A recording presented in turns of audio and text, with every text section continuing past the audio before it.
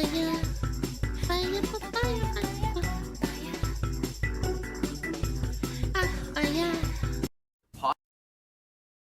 my god, here we go. My ad blocker doesn't work anymore. It's Jover. Is a company that was certainly a product of its time. While nowadays, the casual market is often looked down upon. For the oh my god, what the fuck is that? Hello? What is this? For the entirety of the 2000s, PopCap was on top of the world. They've put out so many timeless games they made that are still fun to go back to even today. But they're only really timeless because they don't have any of the modern conventions in them. Games like Peggle, Zuma, and Bookworm Adventures are super easy to understand, yet they take a surprising amount of skill and complexity needed to master them. It's easy to see why PopCap was once a universally renowned developer and publisher. I didn't know they made these really simple games in ways that made them not only visually interesting, but also just fun. And the games were designed to be enjoyable for everyone. Bejeweled? I think I played that. For players or little babies. Last time I talked about PopCap, I was talking about Plants vs. Zombies, and its gradual decline in popularity. But while working on that video, I remembered just how great a lot of the older PopCap games are. So instead of solely focusing on their bitter decline in originality from this to this, I'm instead going to talk about just how dominant PopCap seemed to be. Why does everything get ruined? Putting out hit after hit every single year. This is the story of PopCap, the king of casual. They were everywhere, yeah. PopCap wasn't PopCap built by EA? Probably. And it started out in an interesting way, to say the least. They originally went by the name Sexy Action Cool, and they made a strict poker game.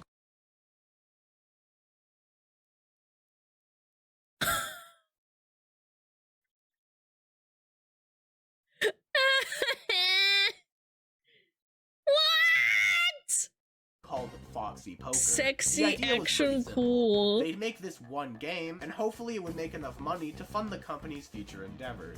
Unfortunately, they made a crucial mistake. That being, the characters wouldn't get fully nude. The poker gangsters never really got to see the world's first family-friendly game of strip poker, and the ones that did most likely wrote it off as nothing special. Except for these guys, but I'm really not sure what they're on about. So then Sexy Action Cool, now renamed to PopCap, decided to just get to work and hope the game would get popular. You see, PopCap has a bit of a track record of not always being completely original with their ideas. The way the story goes, they saw a game called Colors Game, and it seemed to be a watered-down version of Shiriki, which is widely regarded as the very first Match 3 game. They saw that Colors Game didn't have any animations or proper branding, so they— I mean, is it really stealing? Like, I don't know. Is it? I just feel like, yeah, like, kinda. Like, I feel like it's kinda stealing, but kinda not. They made an improved version of the game, calling it Diamond Mine, but later renaming it to Bejeweled. While today you might look at Bejeweled and see yet another repetitive Match 3 game, this was one of the first. Yeah, it's a Match 3 game. It was made a full 12 years before Candy Crush. True. It was released as a demo for free online, then as a paid full version. To get the game out there, they were using a more modern version Bejeweled. of shareware. Something Doom and Duke Nukem used in the 90s to become cultural icons. True. PopCap modernized the formula. Instead of providing the software for a limited period of time and locking the user out, PopCap would release a free web version of their games, and provide just enough content to get the user Plants vs. Zombies was so wild. People could replay it as much as they want, but to get the full experience, the user has to buy it. I remember in school, everybody talked about it. Like, talked about this game. It was so crazy. With this business model, Bejeweled would go on to be more than successful, having sold 50 million copies by 2010. The online version of which being played by more than 350 million people. Wow, PopCap finally put out a hit. And with that, they had enough funds to start working on more games. And boy, did they put out more games. In 2002 alone, PopCap made 8 games, and for an— Which one was those? I want to just see them. PopCap made 8 games. Hanukkah Mummy Zombie. I think I remember this.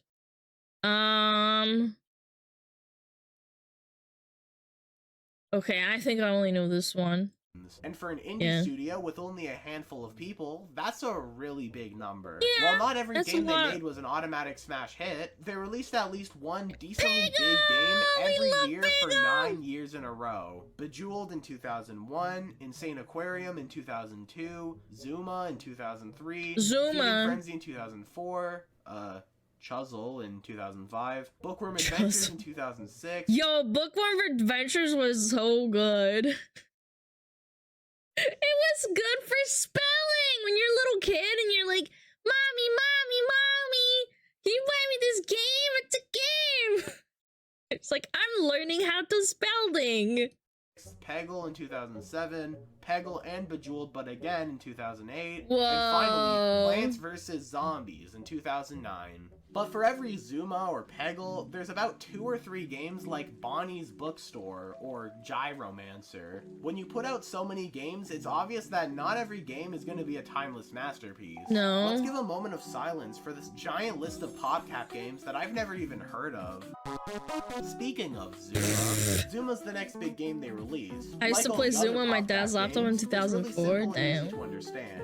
You play as a frog and shoot different colored balls at other different colored balls. You have to get 3 in a row for them to break, and you have to get rid of all of them before they can go into these skulls and kill you. It really shows the genius of PopCap's game design. Yeah. Except for the fact that it wasn't I remember playing PopCap's this at like a all. few times when I was a little The entire kid. concept of Zuma was actually taken straight from a 1998 Japanese game by the name of Puzzloop. Yep. And while I'd say there are enough differences for it to be out of lawsuit territory, it still Exactly. comes across as a bit slimy. Exactly. It's just out of reach, but it's not enough to get sued. That's what I'd label it as. It's like not stealing, but yeah, it's kind of stealing. Zuma is still one of my favorites, as well as one of the favorites of many others. That same year, they also put out the first Bookworm game. But there wasn't any murder in it, so I don't care. In 2004 and 5, they released some more good games, like Feeding Frenzy and Bejeweled. It's like 2, we and more of yacked! the Yeah, it's same like we came in 2006. yacked! That's when they put out more sequels Hi, to Glenn, previously what's up? games, like Feeding Frenzy 2. Feeding and Frenzy Bookworm 2! Adventures. Now this is the Bookworm game we've all been waiting for. You could write words and commit murder. In 2007,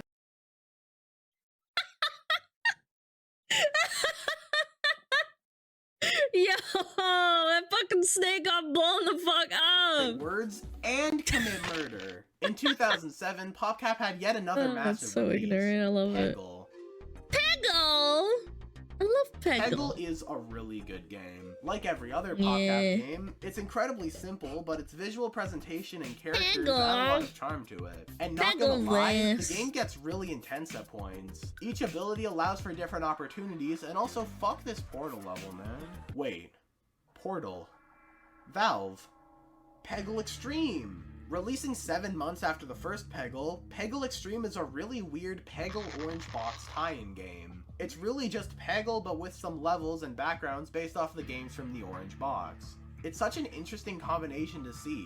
A family-friendly casual game sitting next to a bunch of That's kind of cool. I didn't know about FPS that. characters. I really like how out there this game is. And it's also completely free to get on Steam.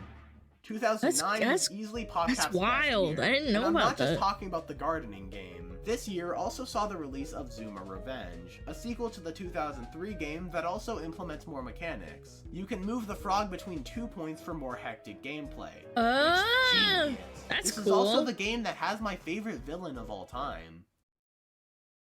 They call him Maga Maga, and Bookworm Adventures 2 also came out. That's 3 really popular PopCap releases in a single year. 2010 was the last time PopCap ever made an original series, with this game called Banana Bugs. After that point, they've never made an original IP again. After that, they just made Facebook sequels to both Zuma and Bejeweled. Then they took a nearly 2-year hiatus from game development, only releasing 1 game in 2012. That being a generic Facebook exclusive solitaire game. That's most likely due to the EA acquisition. As we should all know, EA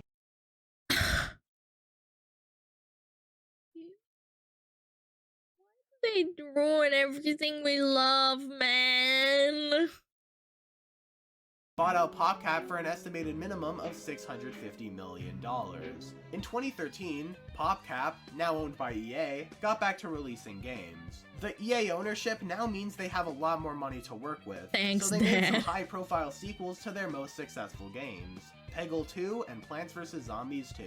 And while one of these is a competent game and fantastic sequel, I just don't like Peggle 2.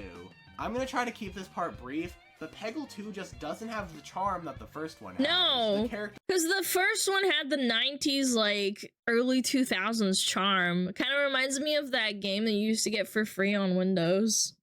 Are bland, the gameplay hasn't really changed at all, and the art style just looks cheap. And this is coming from someone who actually really likes the first game. It just looks too polished. Say what you want about the original art style, but at least the characters don't look like they're from a Flash game. For Plants vs. Zombies 2, PopCap also made some adjustments to their usual formula. Seeing where the industry was heading, PopCap switched from their usual strategy of cheap paid games to making the game with the more usual modern free-to-play model.